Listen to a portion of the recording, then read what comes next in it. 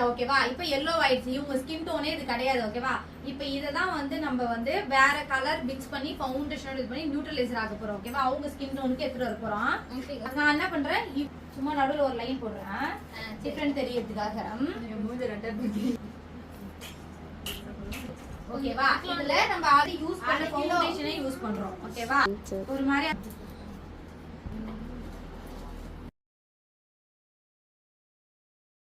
அதிகமா வந்து ஐப்ரோ வந்து டிஃபைன் பண்றது தான் மிஸ்டேக் ஆகும். இப்போ வந்து ஐப்ரோ வந்து அதை வந்து நம்ம ஆர்டிபிஷியலா வரைஞ்சு பெருசாகணும்னு நினைச்சா ஃபேஸ் மாறிடும்.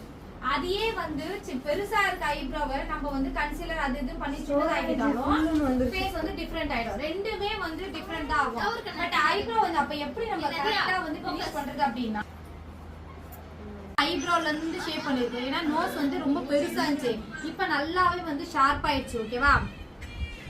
இப்ப இவ்வளவு டார்க் கலர் வந்து கண்ணை ஒட்டி போயிருக்கு அப்படின்னா நீங்க இந்த இடத்துல பண்ணா நல்லா வந்து சீக்ஸ் பண்ணும்போது நல்லா